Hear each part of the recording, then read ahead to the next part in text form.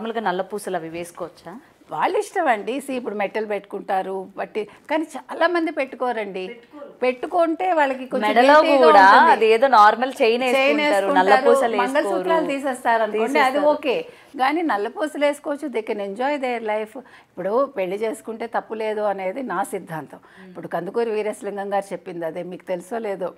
చాలామంది వీడియోస్, అయ్యో కందుకూరి వీరేశలింగం గారు ఎక్కడున్నారు, రాజమహేంద్రవరం అంటే దూరం కదా, ఇళ్లల్లో పంపించరు, ఎంతమంది అమ్మాయిలు ఏడ్చేవాళ్ళోట.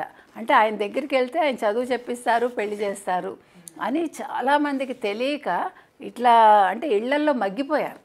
కానీ ఆయన లాంటి వాళ్ళు ఉండబట్టే అట్లీస్ట్ మనకి ఒక సంస్కర్త ఆయన. అందుకే సంఘ సంస్కర్తలు ఉండాలండి మనకి. ఇప్పటికి కూడా సంస్కర్తలు కావాలి, ఎందుకంటే మన మనసులు ఇంకా కుళ్ళిపోయే ఉన్నాయి మనకి. మనం ఇంకా మారటం లేదు. చెప్పడానికి నాలుక మించి అన్నీ చెప్తాం, పెదవుల మించి మాట్లాడటం కాదు, గుండె లోతుల్లోంచి రావాలి ఏదైనా కూడా. ఇప్పుడు నేను మీకు చెప్తున్నానంటే నేను ఆచరించాకే చెప్తాను ఏదైనా కూడా. నేను నా పని మనిషిని కూడా నేను నాతో సమానంగా చూడగలిగితేనే నేను మనిషిని. ఆమె మన అవసరం కోసం వస్తుంది, ఆమెకి డబ్బు కావాలి, మనకి పని కావాలి. నాకు అక్కడ కష్టం అనిపిస్తుందండి, వాళ్ళని ఎందుకు మనకి తిట్టే హక్కే ఉంటుంది. ఇంకొకటి మేడం, నేను చూశాను భర్త చనిపోయిన తర్వాత వాళ్ళని కొన్ని సంవత్సరాల వరకు ఇంట్లోకి కూడా రానివ్వరు. అంటే ముఖం చూడకూడదు, ఇంట్లో అడుగు పెట్టించకూడదు అని ఉంటారు కదా. కొన్ని సంవత్సరాలు అయిన తర్వాత అప్పుడు ఇంట్లో అడుగు పెట్టించాలి, అప్పుడే ఎవరింటికైనా వెళ్ళాలి, లేకపోతే వెళ్ళకూడదు. అంటే అమ్మ వాళ్ళ ఇంట్లో పెట్టాలి, అత్తవారి ఇంట్లో పెట్టాలి. ఇంకొకటి మీరు ఇంకొక పాయింట్ ఇక్కడ నేను ఒక పాయింట్ చెప్తా. ఇప్పుడు భర్త పోగానే ఫస్ట్ క్వశ్చన్ ఏమొస్తుందంటే, అవును నువ్వు ఎవరింట్లో ఉంటావు అని అడుగుతారు. ఎందుకు ఎవరింట్లో ఉండాలి అమ్మాయి? ఒకవేళ 60 ఏళ్ళు వచ్చాక భర్త పోయినా, 40 ఏళ్ళు వచ్చాక భర్త పోయినా, ఒక ఇంట్లో ఆవిడ ఉన్నారుగా ఆల్రెడీ. ఉన్నాక where she has to go, why she has to go, నాకు అర్థం కాదు. అత్తవారు అడుగుతారు, పుట్టింటి వాళ్ళు అడుగుతారు, ఊళ్ళో వాళ్ళు అడుగుతారు, కొడుకులు కూతుళ్ళు అడుగుతారు, అమ్మ నువ్వు ఎలా బతుకుతారేంటి? బతుకుతుంది ఆవిడ, షీ క్యాన్. మా సిస్టర్ని చాలామంది అడిగారు, నువ్వేంటి మీ చెల్లెలు ఇంటికి వెళ్ళిపోతావు? నేను అడిగా, ఎందుకు మా అక్క మా ఇంటికి ఎందుకు రావాలి? తన ఇండివిజువాలిటీ తంది. మీకు ఎప్పుడు నేను సపోర్ట్ ఇవ్వాలి, నీకు ఏదైనా ఫినాన్షియల్గా సపోర్ట్ కావాలా, ఇట్స్ ఓకే. కాదు నీకు సైకలాజికల్గా నేను ఏదైనా సపోర్ట్ ఇవ్వాలా, నేను వస్తా ఎనీ టైం. కానీ నువ్వు వచ్చి నా ఇంట్లో ఉండాల్సిన కర్మ ఏంటి? అసలు మనం ఒక ఆడపిల్లకి భర్త పోగానే మనం ఇలాంటి ప్రశ్నలు వేయాల్సిన అవసరం ఉందా? నువ్వు ఎక్కడ ఉంటావు? అసలు అక్కర్లేదు. ఎక్కడ ఉండడం ఏంటి? ఆల్రెడీ వేర్ షీ స్టేయింగ్ అక్కడే ఉంటారు. ఆవిడని ఆవిడ చూసుకోగలదు. భర్తలు చేసిన పెద్ద తప్పు ఏంటంటే, ఇటీవల కాలంలో అంటే గవర్నమెంట్ జాబ్స్ చేసేవాళ్ళు, బ్యాంక్ జాబ్స్ చేసేవాళ్ళు, వాళ్ళు నామినీస్ పెట్టారు మగవాళ్ళు. భర్త పోయాక ఆ భార్యకి ఎంత ప్రాబ్లం అంటే అది ఆవిడకి ఏమీ తెలియదు అనమాట. అసలు భర్త ఎక్కడెక్కడ డబ్బు పెట్టారు, ఏ బ్యాంకులో, అసలు చాలా అవస్థలు పడ్డారు. ఈ మధ్య నేను చాలా మందిని చూసా. So what I'm saying is, ఇప్పుడు ఈ రోజుల్లో కరోనా ముందు కరోనా తర్వాత మనం తీసుకోవాలి ఏదైనా.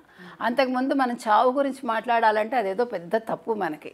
కానీ ఇప్పుడు అలా కాదు. ఇప్పుడు 30 ఏళ్ళ వాళ్ళు హార్ట్ అటాక్తో పోతున్నారు, 80 ఏళ్ళ వాళ్ళు శుభ్రంగా బతుకుతున్నారు. అది బతికినందుకు కాదు, అంటే అలా ఉంది ఇప్పుడు present situation.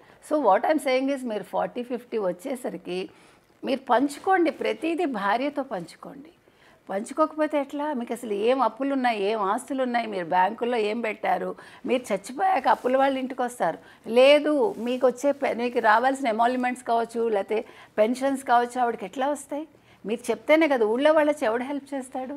Very few people will help. మోసం చేసే వాళ్ళు కూడా ఉంటారు. ఇప్పుడు మీ దగ్గర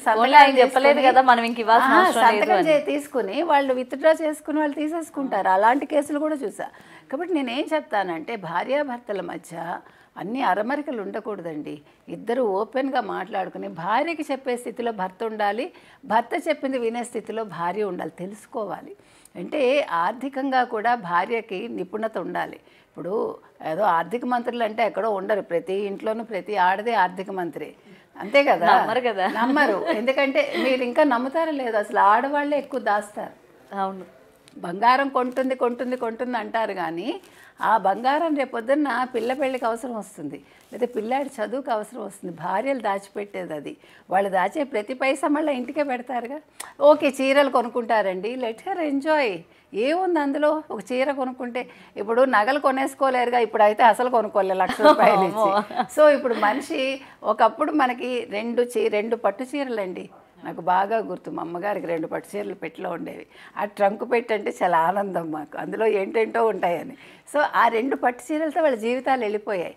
ఇప్పుడు మీరు తెల్లారు లేస్తే ఇవాళ చీర కొంటారు, సాయంకాలం చీర కొంటారు, లేకపోతే పొద్దున్న డ్రెస్ కొంటారు.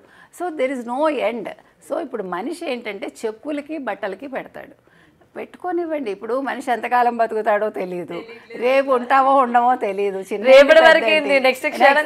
అలా అనుకుంది అట్లీస్ట్ ఓకే ఈరోజు మనది అనుకుని బతికేటప్పుడు ఈ వితంతువుల విషయంలో భార్యాభర్తలు అంటే భర్త చనిపోయేటప్పుడు లేకపోతే చనిపోకముందు వీళ్ళు రాయాలండి. తర్వాత పిల్లలకి ఆస్తులు ఇవ్వకండి. మీ కొంత పెట్టుకున్నాక ఆస్తి ఇవ్వండి, లేదు మీ తదనంతరం అని రాయండి. ఇప్పుడు ఇంకొక మంచి ఇదే వచ్చిందంటే ఇప్పుడు మీరు గిఫ్ట్ డీడ్ ఇస్తారు కదా కొడుకులకి, ఒకవేళ కొడుకులు మిమ్మల్ని చూసుకోకపోతే గిఫ్ట్ డీడ్ చెల్లదు. అది కూడా ఉంది. వాళ్ళు కోర్టుకు వెళ్ళచ్చు, లేదు కంప్లైంట్ ఇవ్వచ్చు. చాలామందికి అది తెలియదు. సో మనం ముందు తెలుసుకోవాల్సింది ఏంటంటే ఇప్పుడు ఇంట్లో వంట సరుకుల గురించి కాదు, లాయర్ల దగ్గర ఏంటి తర్వాత అనేది తెలుసుకోవాలి.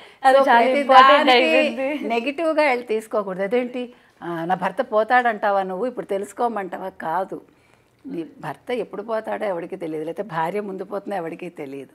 But we should know things. ఈ రోజుల్లో మీరు ఫోన్ పెట్టుకుంటున్నారు, పొద్దున్న లేచి సీరియల్స్ చూస్తారు, పొద్దున్న లేచి ఎన్నో 100 రకాలు చూస్తారు.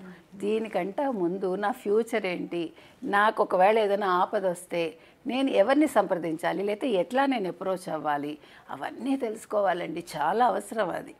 బ్యాంకులో తెలుసుకోవాలి, పోస్ట్ ఆఫీస్లో ఉంటే పోస్ట్ ఆఫీస్లో తెలుసుకోవాలి, తర్వాత లాయర్ దగ్గరికి వెళ్ళి బేసిక్ నాలెడ్జ్ మనం తెచ్చుకోవాలి.